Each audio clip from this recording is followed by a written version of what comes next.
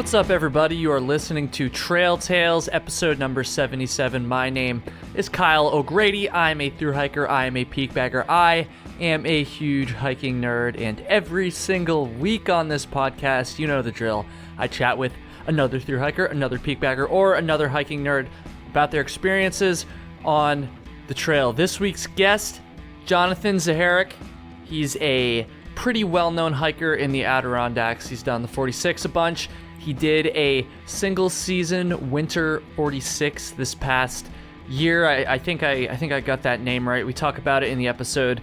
And not only is he a super badass hiker, but he's also an incredible filmmaker as well. It was a great chat. It's always awesome to talk about the Adirondacks. And Jonathan, when you hear this, thank you so much. We're going to get into the conversation in just a second. First, let me plug my things. Instagram, Kyle Hates Hiking is my Instagram, at TrailTalesPod is the handle for Trail Tales specifically, so go follow both of those accounts, please. My YouTube channel, Kyle Hates Hiking, most of you know it at this point, but in case you don't, go check that out as well. Shout out to all of the Trail Tales Patreon supporters who I have not shouted out in a long time, which I definitely should, because they are keeping this thing going, honestly, and I've seen quite a few new faces around the Patreon lately, which is really, really awesome, so maybe go check that out, patreon.com/trailtales. And the last thing that I need to mention is this episode's sponsor.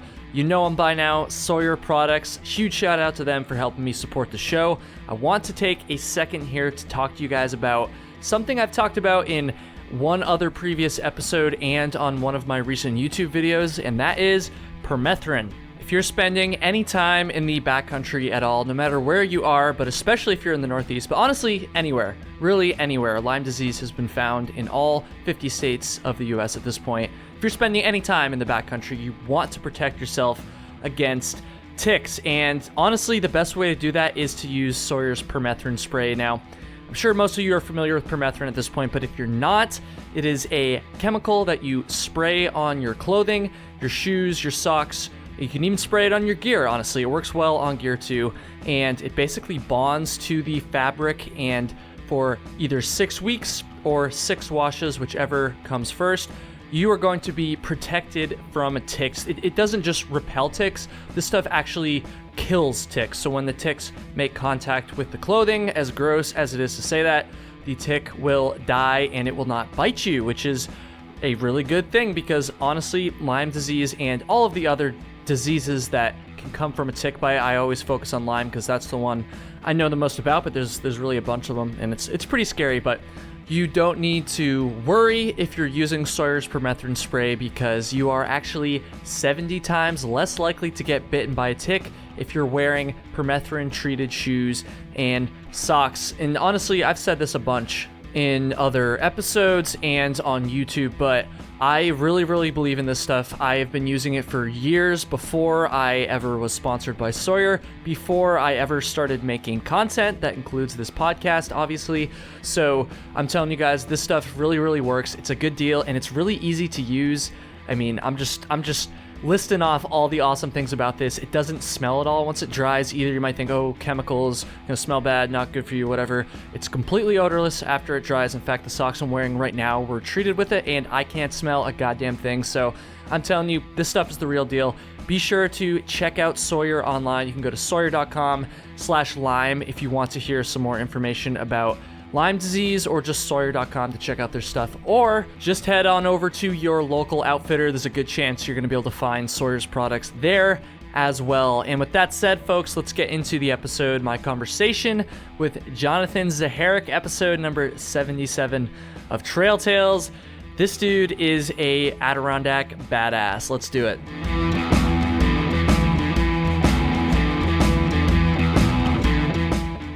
Jonathan Zaharek, what's up, man? Did I get that right? Yeah, you nailed it. Awesome. That's good to hear. My first episode from my new house. I know nobody gives a shit when they want to talk about your stuff, which we're going to do for most of this episode, but I just want to say this is the first episode ever of Trail Tales where I'm not sitting like in the place I've been for all the other ones, so it just feels cool. It feels kind of weird, but hopefully it doesn't mess up my mojo too much, whatever the hell that means. But anyways, dude, thank you so much for being here. we're going to talk about the Adirondacks a lot. Dude, I'm going to ask you a lot of questions about your videos and your filmmaking process too, because if anybody, actually, first of all, you have the most, in my opinion, you have the most underrated YouTube channel in the backpacking hiking world on YouTube. I appreciate that. I'm not kidding, dude. Like the fact that not that nobody watches your shit. Obviously, a lot of people do. Thousands of people do. But the fact that I have more subscribers than you and I just make like stupid jokes. Meanwhile, you're going out and like crushing shit in the Adirondacks and making these amazing films. Like, I don't think that's right. So everybody listening. I mean, there is something to be said though about that. Cause like the content that you make, like, oh my gosh, like almost every single hiker out there in the country could like relate to it. Cause it's not dedicated to one specific area, one specific, people group. Like how I feel, cause like I'm like high peak stuff, so your it's stuff like limited. Location wise, you're very niche, but I'm just going to say this right now. There's a lot of people that listen to this show that are familiar with the Adirondacks and hike in the Adirondacks, but there's also an even greater amount of people who don't and perhaps have never even been before. So I'm just going to say, even if you have never been to the Adirondacks before, I'm sure anybody listening is familiar with them now because I've talked about them in a lot of other episodes, but you should still go check out his channel because it's amazing stuff. Anybody who appreciates hiking, anybody who appreciates the mountains is going to be able to take something away from those videos. So dude, I'm really excited to talk to you, honestly, because I'd like to step up my filmmaking game, and I think there's a lot that I can take away from your stuff as well. So, dude, why don't you just start by introducing yourself and telling everybody what you're about? Sure. So, yeah, my name is Jonathan, and I am not a Adirondack native, but I'm kind of fairly local now because I live here in Lake Placid. I'm a professional photographer and guide, as well as YouTuber. I don't necessarily make money off of that, but we put full-time work into it, right? So that's pretty much what I do now, and I moved up here to Lake Placid a year ago to further those things because of how much I love this place. And I'm originally from Ohio, so a lot of people don't realize that follow me. They think I live here, but I do now. But I would have like a 12-hour commute. Coming here whenever I wanted to. So yeah, dude, I'm jealous, man. Lake Placid is awesome. Like I said earlier today when we were talking, like I would love to live in Lake Placid. Like you probably actually that's a lie. What I was about to say, you literally do have an idea of how like how awesome it would be to live there. So yeah, the second I realized that I had the opportunity, I jumped at it in a heartbeat. Can you talk about that a little bit? I'm always curious to hear about how people kind of set their life situations up to, pursue the outdoors and pursue content creation, things like that. So it's really interesting, my background with this place, because I've never really met anyone that has my story. I mean, you hear other people explaining, how they found these mountains or how they find the whites or anything up here. It's like maybe people like lived locally kind of, and they didn't realize it was all here, and then they kind of just discovered it when they were older, or they knew it was here and they just didn't really they didn't really care until they went out on a trip one day or something like that. But for me, like I said, I'm from Ohio, so how on earth do I where's that connection? And it actually goes, I'm actually fourth generation Adirondackite, whatever you call them. And so my great grandmother back in the 1920s would come up here and vacation in the summers in the southern region in Speculator, which eventually led to her bringing my grandmother, who then married my grandfather Jerry, who coincidentally also had an affiliation up here in the Adirondacks. And so they ended up coming up here and then raising their kids, my mother and my aunts and uncles, all together in as kids, just in the 60s and 70s and 80s, coming up here to vacation at a place called Camp of the Woods in Speculator. It's kind of a family resort, and that is what's led my mom to raising her kids, me and my sisters, coming to the Adirondacks every single summer. And it kind of faded away with the other side of my family, even though we grew up all coming together later on, like 5-6 years ago. It really was just like my mom, because she was the most passionate about this place, and that kind of really flowed into us. And so like I said, so I was kind of like raised coming here just like with my summers.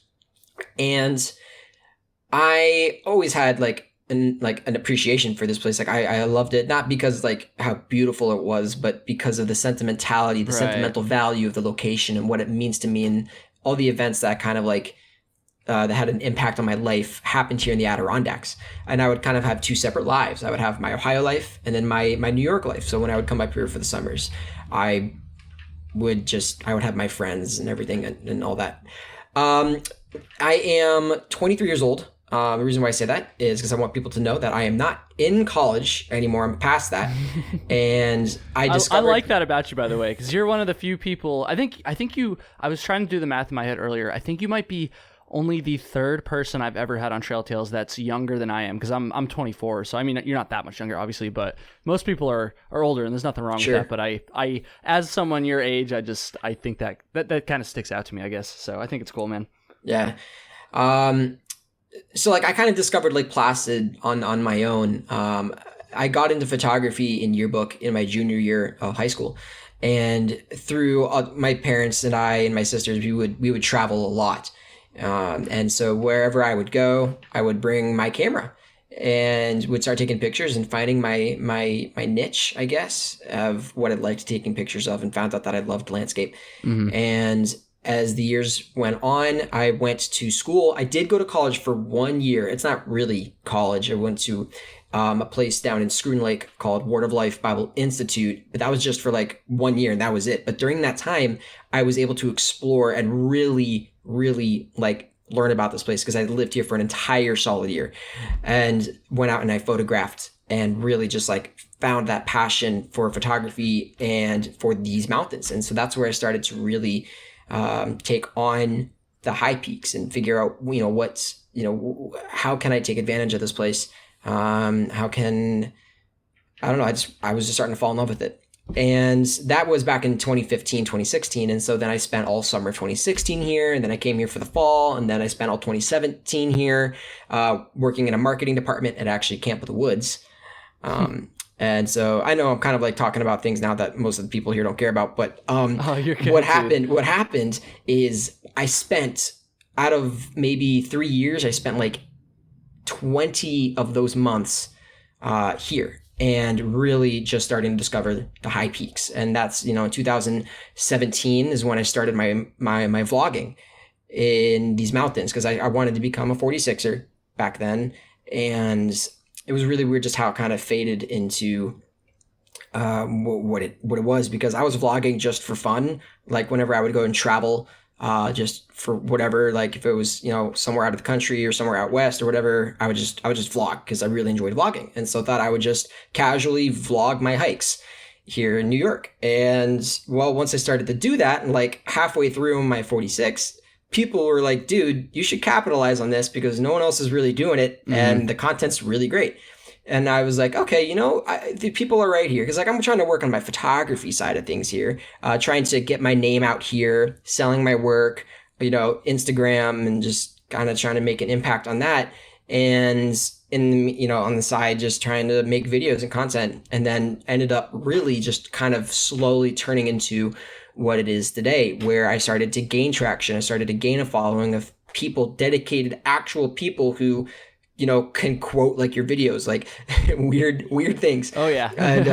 and just like, and like with anyone's content starting out, unfortunately, this is the only unfortunate thing that I would have to say is that, the videos that I posted back in 2017 and 2018 aren't the best representation of who you are today. It's a huge learning thing, but not just learning with video, but like learning with these mountains, because back then, like, you're not that knowledgeable, and so you might look back into your stuff and be like, oh no don't do that, because then people will go back and watch that stuff and think that's who you are today. You should. Dude, I have so much cringy shit on another YouTube channel, not on Kyle Hates Hiking, but another YouTube channel I started when I was like back in middle school and high school and stuff. I've got a couple of, I should take them down, honestly. I did take a couple of them down, like just when I was like real young, dude, like just terrible shit.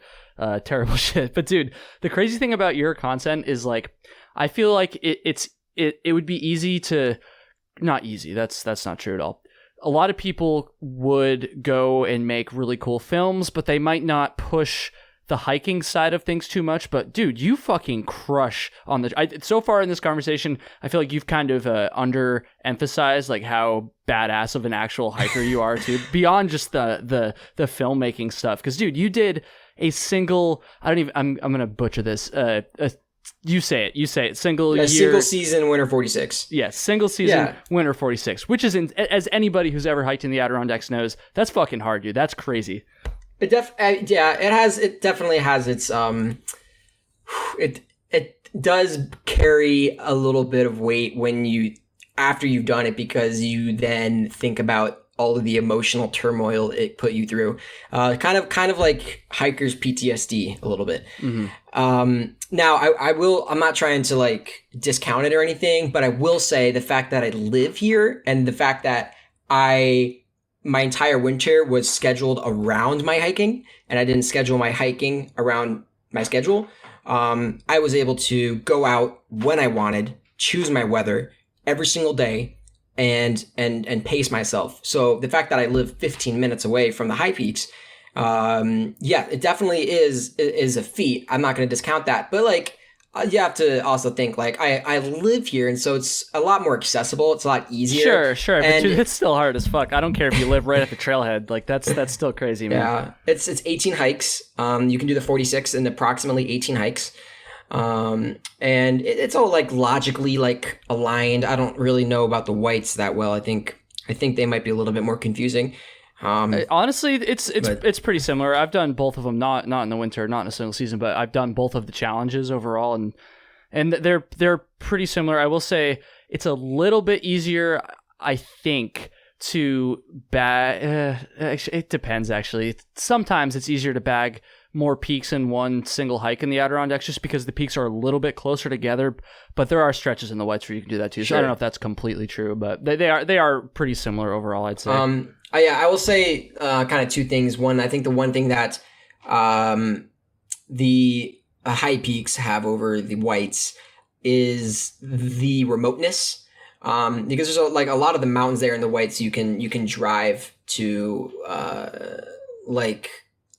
there's not many mountains where you have to hike in 10 miles one way. Oh, I'm with you, man. To that mountain, Trust me, so I've got some thoughts on this too, because again, I did both of them, and so whenever people, the size of the landscape here, and people do ask me sometimes like which one's harder, and honestly, the 46 is harder, not because of the actual steepness, not because of the literal terrain that you're hiking on, but purely because of what you just said there, the accessibility. You just have to hike more miles to complete the 46 than the 48. And they both have the same weather, it's like the whites have their, lethal winter weather, and the high peaks have their lethal winter weather.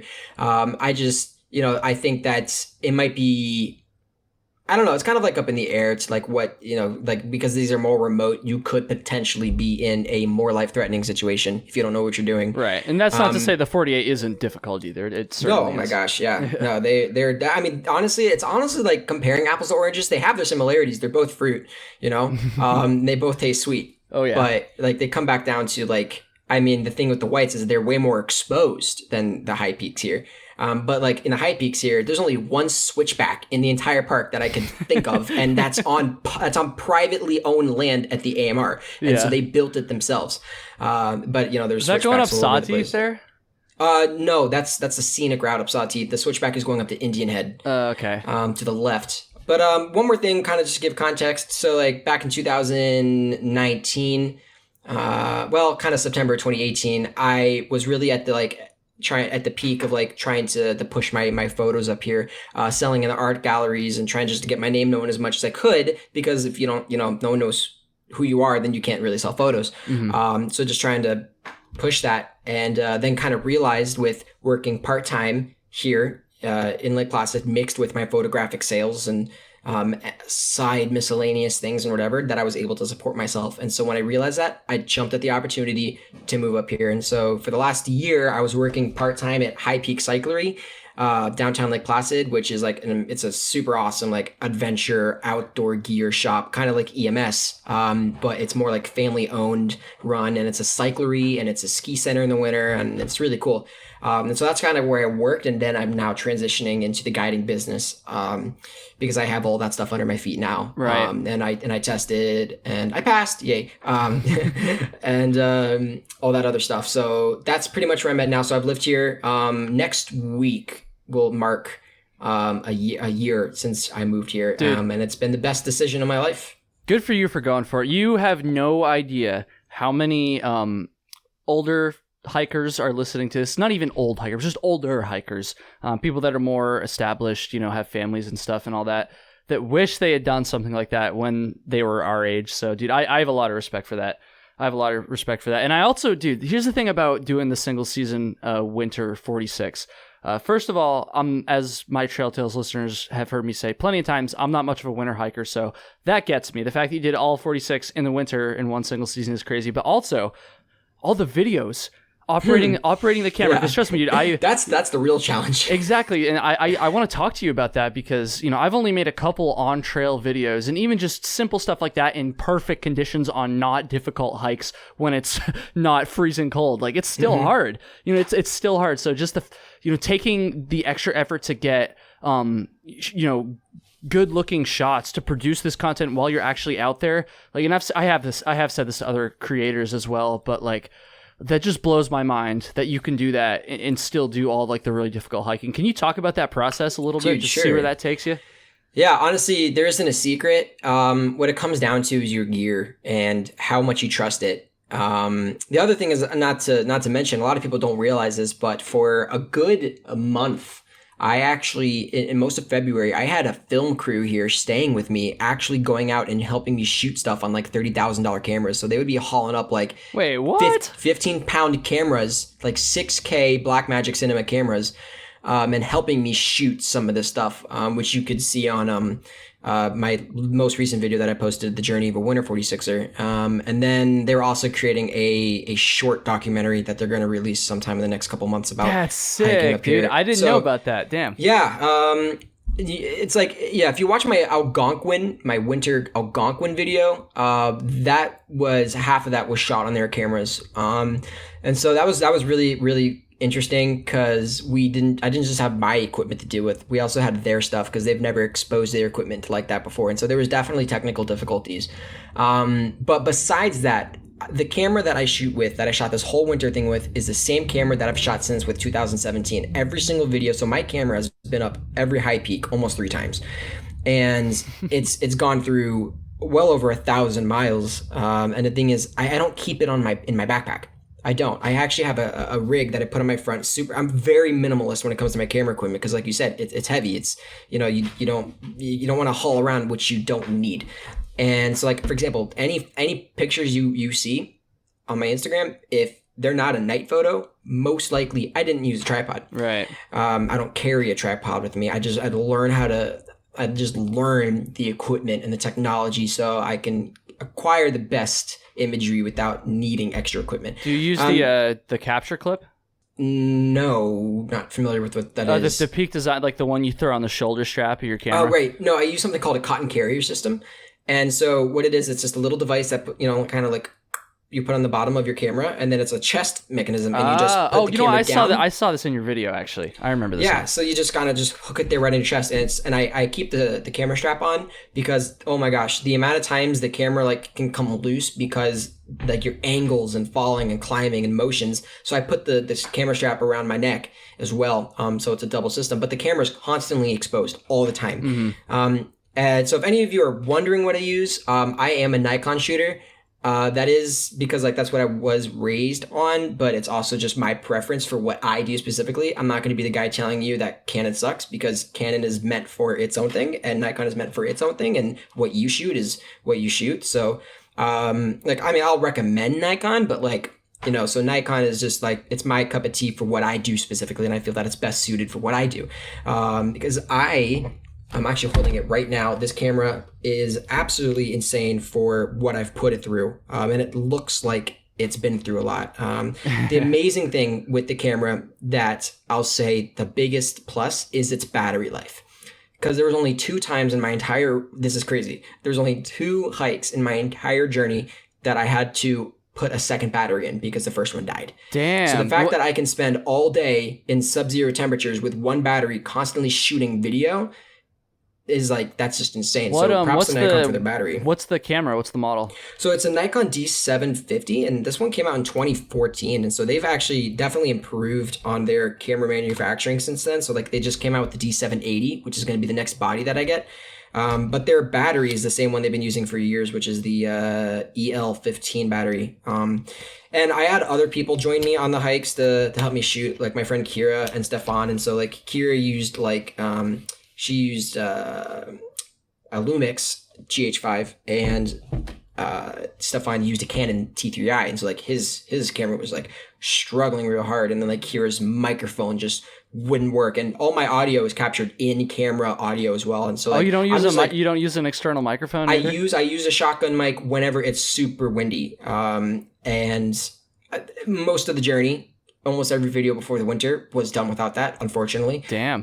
But I'm still blown away by the quality of the stock microphone on it. And so I used one single lens that's been the same lens forever, and it's definitely gone through a ton of crap. And just a three system. I bring two batteries, the camera, the 120 millimeter lens, which I vlog and take my pictures with, and it's all in one, and the whole system weighs like 2 pounds. So you just take a prime, you don't take any zoom lenses? That's it. Just take a prime. And depending on what the hike is, I'll maybe take a little 35 millimeter as well.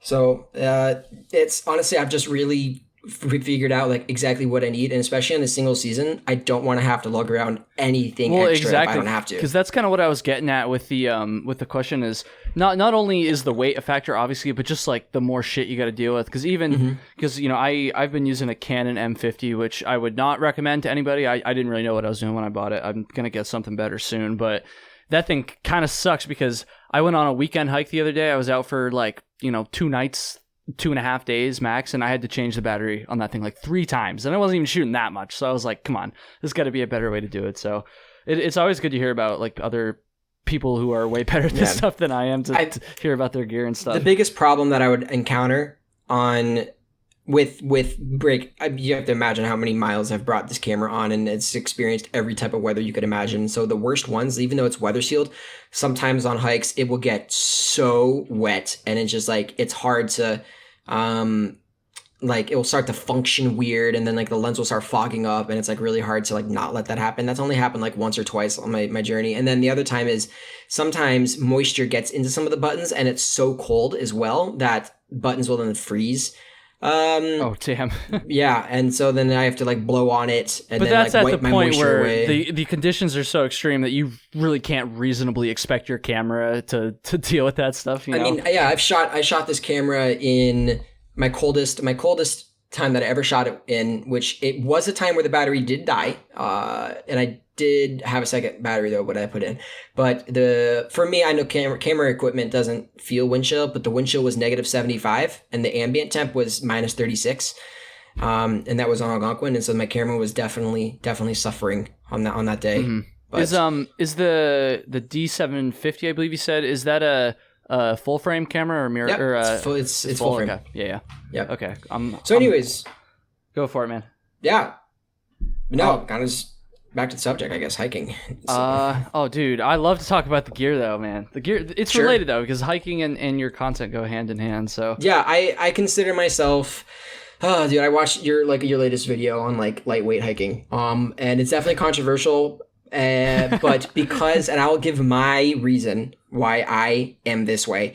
I am a ultra lightweight minimalist hiker, and I personally don't even take half of the stuff that even those people will bring.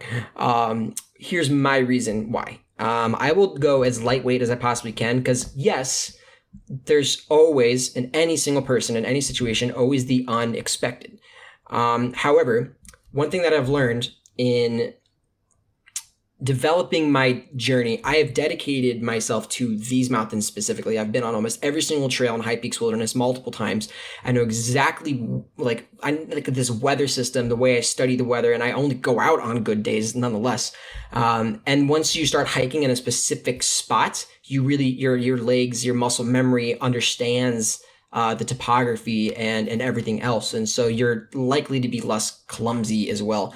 And I do hike solo and I hike with tons of people, like a lot. It's all different. And so I personally only bring what I believe I will need. And that's not at all what I'm recommending other people to do. Because if someone wants to go out and take, they're doing a 16 mile day or 16-hour day, and they want to take 30 pounds of stuff with them to be prepared for all situations, dude, I will never tell you that's bad. Like you do you how you feel comfortable hiking. And I don't consider myself a liability because of how well I know these woods and the wilderness and how well I know myself.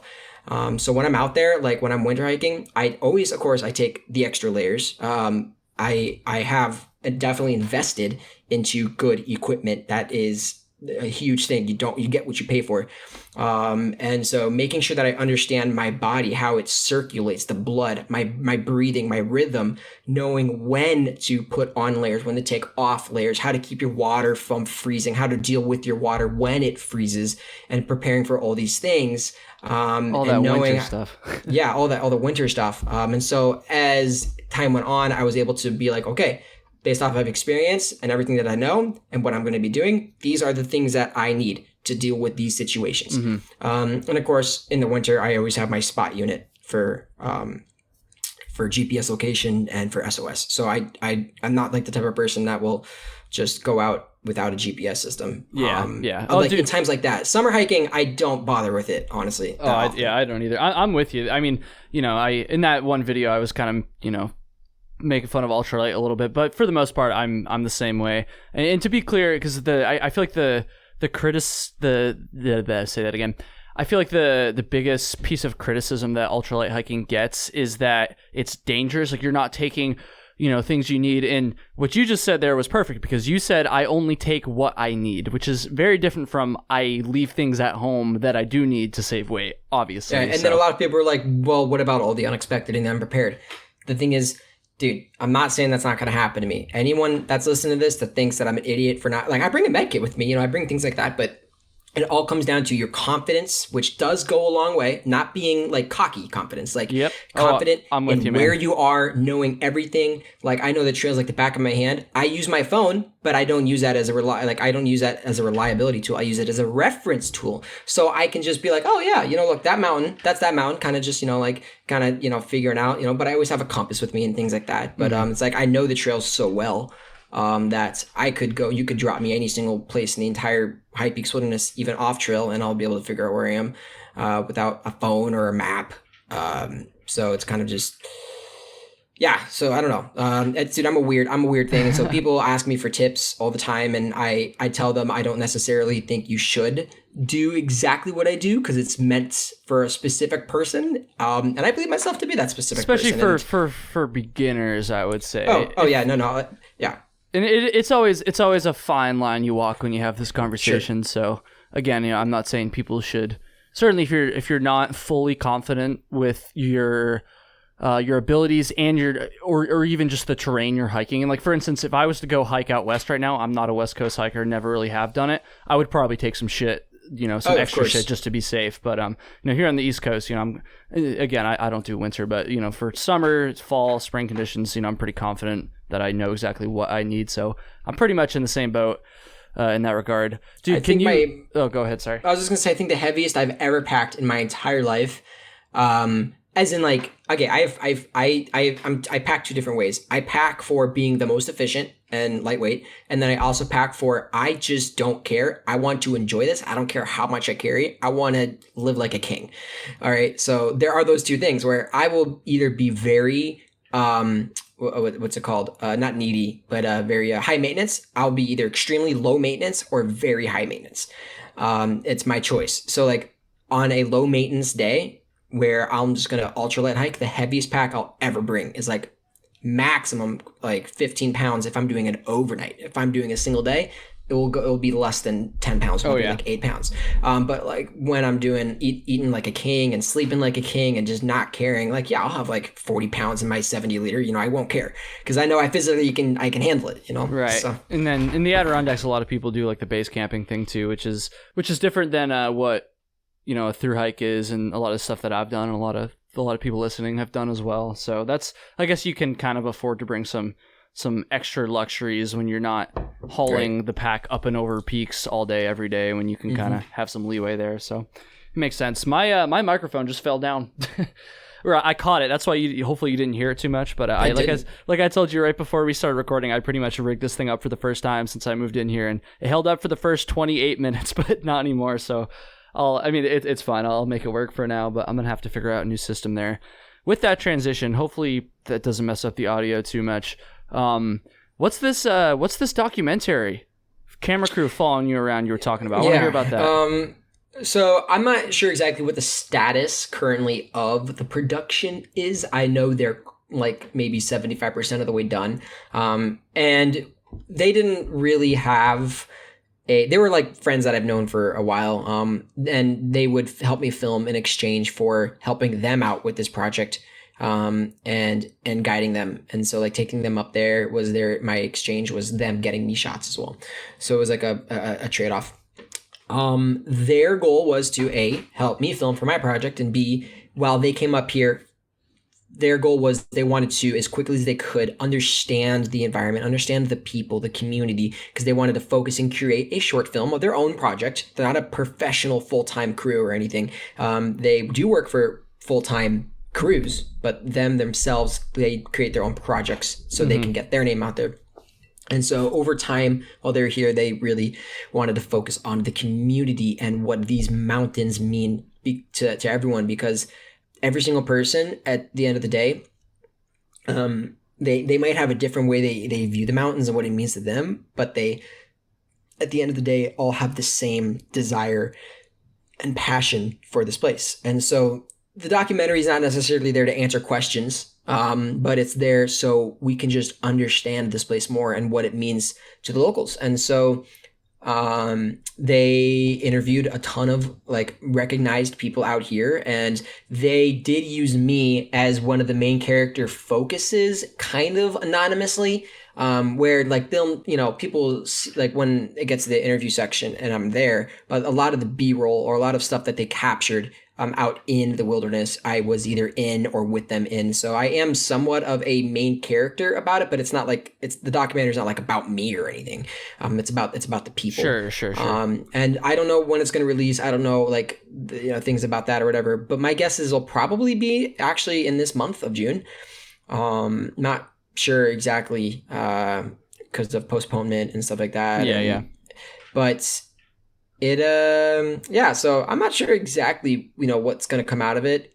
A lot of the thing is with my content and that content and any content that's ever made here in the High Peaks, you do not get brutally criticized as badly in the whites, I would assume, as you do here, because people here are so protective about this place that even my journey of a Winter 46er video, where all I'm doing is sharing eye candy and my personal journey, people can get very, very upset about it. Why would they get upset about it? I watched it. It was fucking amazing. Like it's amazing to people who are aspiring and to who don't necessarily live here. And there's some who live here, yeah. But there are some groups, some people where this is another way where people are encouraged to come hike here, to hoard the trails. And I will say that my content over the years with thousands of people that have watched it and then meeting those people on the trails and getting the DMs and everything, I've seen the results that content out here can inspire and cause people to go out on the trails. And, growing that over the years, like you want to perfect that and not make it seem like you're going to be the reason why someone has to get helicopter rescued. Of course. My first videos might prompt people to do that because it was funny because I had such a funny personality, and I mean, I kind of still do, but like I transitioned from being quirky and funny and not knowing what I was doing to like, this is serious content and I'm going to be like serious about it. I don't know. People, I realize, at the end of the day, I can't please but can you still hear me? You cut out for a second there, but you're back now. Okay, great, because my monitor went black. I can't please everyone, but I can at least try to, because I want everyone to see here how much I do care about this place. I want them to know that I'm not an enemy, you know, because like there's controversy out here. There are, and people can take offense to putting content out there for the public to see. Yeah, it's just them being protective, and I want to respect that. Even if I don't understand, even if I don't agree, I want to respect every single person and try to mold my work around the desires of the community, because I am on their property. I came here. I am not a born and raised local, and you know, I want to just be conscientious of that. Because I care about the people and I care about these mountains. So interesting. I'm discovering that still for myself. That's pretty crazy. I didn't know there was that much. I mean, I certainly am aware of pushback against outdoor content creation in general, but I didn't know it was so. There was like an even like a subset of that in the Adirondacks. Because honestly, I haven't really filmed very much or anything in the Adirondacks yet. With such a niche here. Especially with how popular some of my photos and videos have become in the past, a lot of people like find out about it, and it you know, through the grapevine and stuff like that. People that don't use Facebook or YouTube, older people, some, you know, they eventually see your content, because at that point, you know, it's not just some regular Joe Schmo guy. It's, you know, someone actually making this content constantly. So whether that goes from as little as geotagging, you know, all the way to, you know, anything that has to do with leave no trace, and to them, like, leave no trace could come in a fashion of showing off the beauty of a location. I mean, when you see a picture on Instagram and it causes you want to go there, like when you like, it's not the geotag that makes you want to go there. It's the picture of that place, and which leads you to wanting to find out where it is. And so I'm also kind of like, I'm also not really up for like that type of like conversation, because also my knowledge is very limited on the leave no trace efforts and the geotagging and everything. So I'm not really like, I try to avoid it, you know, because for the people who really firmly believe that it's a negative thing. So I try to just keep things as like, you know, just chill as possible. Yeah, I want to avoid conflict. It is a little bit controversial, but the way I see it, if you're being a good steward of the places you're going, steward, not Seward. See, we're talking about the Adirondacks. I said, fucking Seward. I said Seward. Only the 46ers are going to understand how stupid of a mess up that was. But anyways, I feel like, and again, this is just my opinion, but I feel like if you're being a good steward of the places you're going, and you're still sharing content about those places, and then I don't really see a problem with that. And this kind of gets into the bigger conversation of just, is it ethical to share content about the outdoors? Is it ethical to inspire people to go outside or not even go outside, to go to these places, these specific places you're sharing? And I get the overcrowding argument too, that places are becoming overcrowded. But honestly, in my opinion, the overall effect of having more people that are willing to, you know, put their money where their mouth is in terms of conserving these places, protecting these places, and pushing for, you know, more trails and more places like that to be built. You know, I think that outweighs the negative impacts of certain specific areas that do receive higher amounts of traffic than they probably should be getting. But I don't know. It is a tough a tough conversation, and I haven't really gotten any pushback from that based on I've never gotten that, honestly. But I also I've only posted like one hiking video on my channel. So there's one coming soon, but for the most part, you know, my videos are just me bullshitting in my fucking bedroom. So I imagine you probably get that more once you're actually posting, you know, on trail content. And I've never made like kind of like same thing with me. I've never made a video of just me talking about a specific subject. You know, I've never done that. It's always, hey guys, I'm Jonathan. Welcome back to this video. In this episode, you know, this, and, you know, going out to the peaks. And also, I haven't actually made like an Adirondack like vlog since like last year, because everything's been it's all been this series. And so I've treated everything as a series, like same intro, same everything, kind of like a TV show.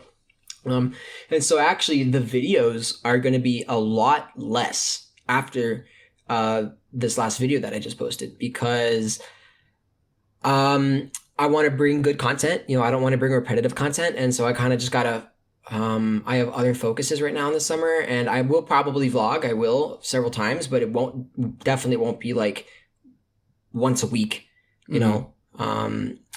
and stuff like that, because I have other focuses and other plans and things like that. And so yeah, I don't know. I'm just it also is a tiring thing. Like, as much as I love making the content for people, definitely push like the amount of, oh my gosh, the thousands of gigabytes and the hours and hours of editing and putting stuff together. It was just like, it's like the Winter 46 definitely started to make things a little bit of a chore.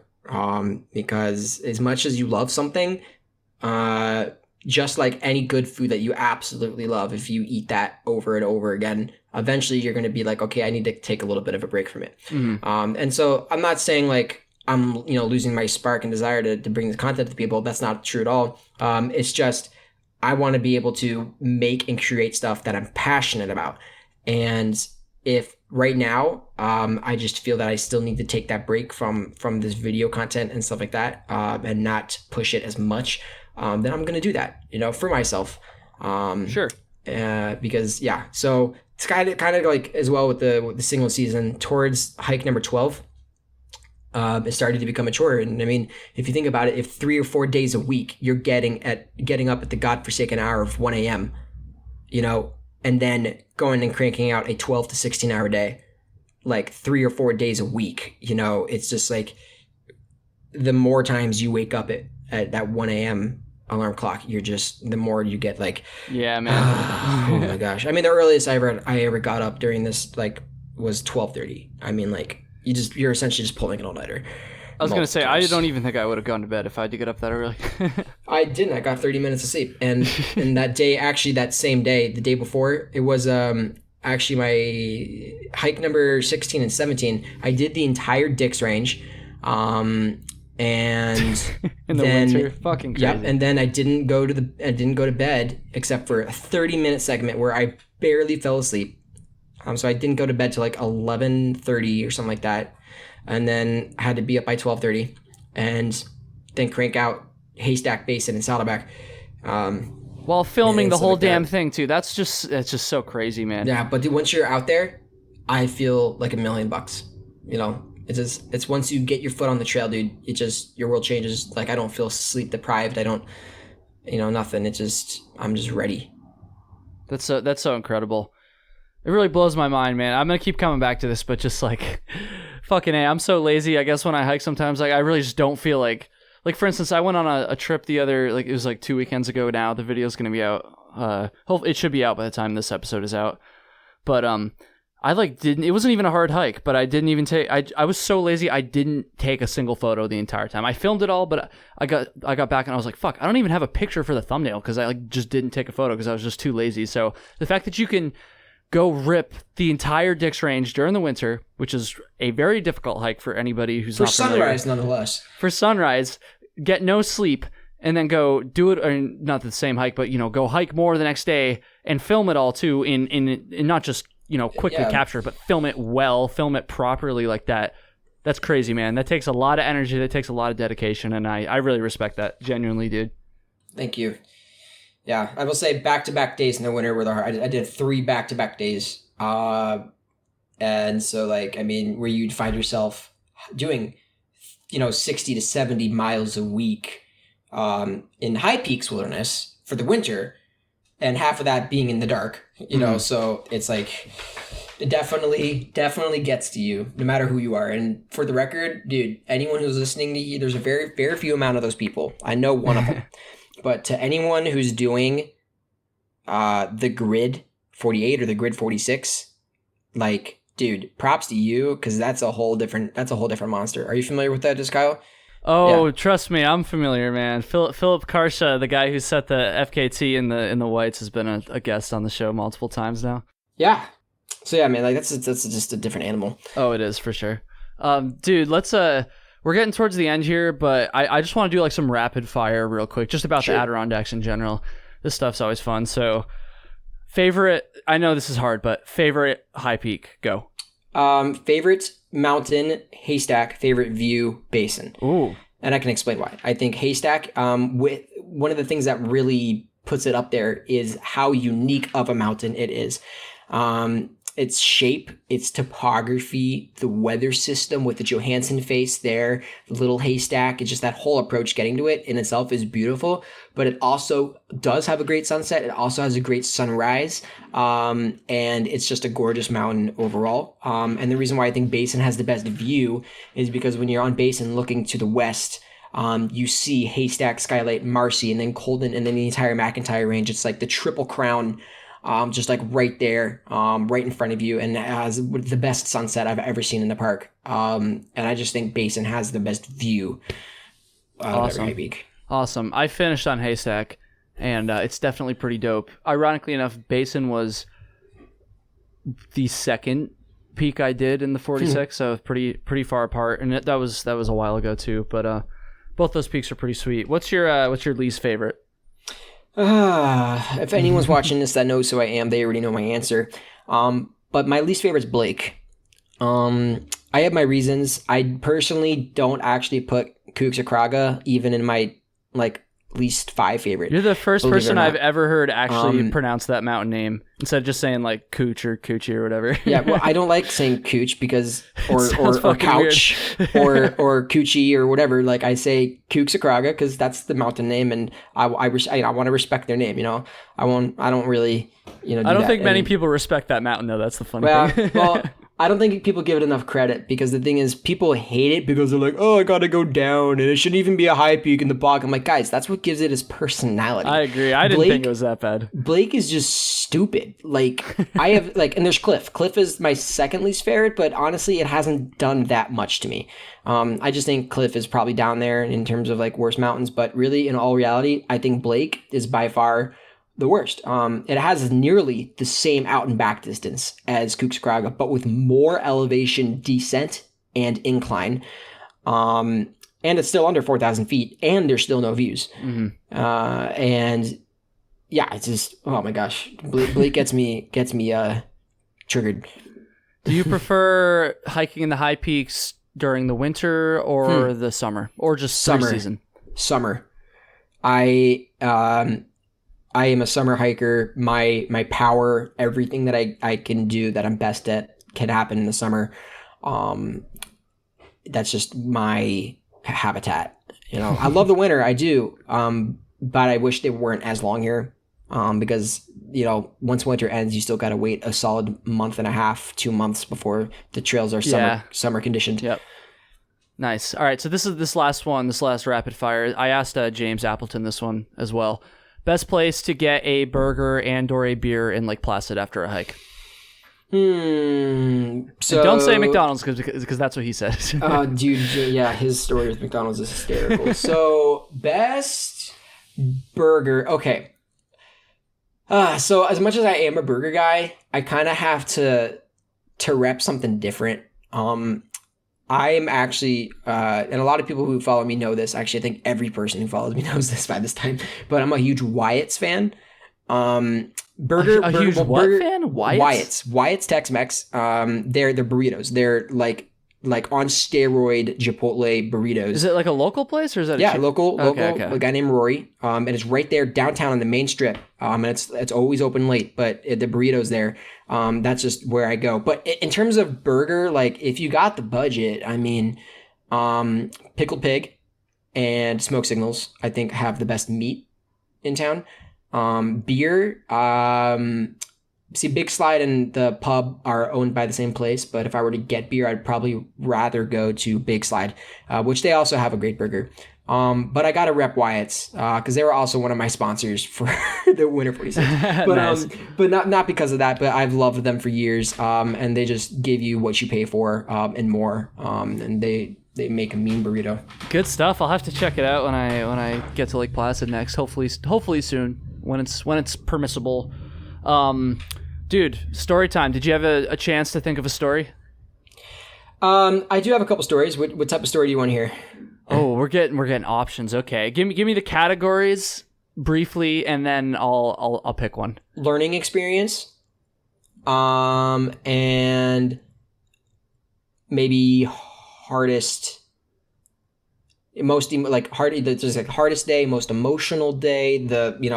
the days where, the biggest learning day, things like that, things that went wrong. I actually don't really have a went wrong kind of day. Okay, thankfully. that's good to hear. But yeah, I can kind of just.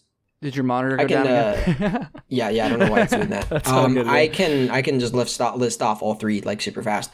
In the journey, in my first round of the 46, the biggest thing that I learned was to bring enough water.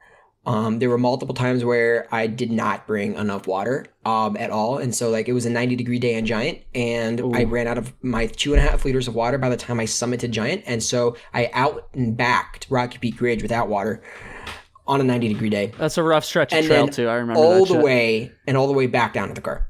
So Jesus Christ.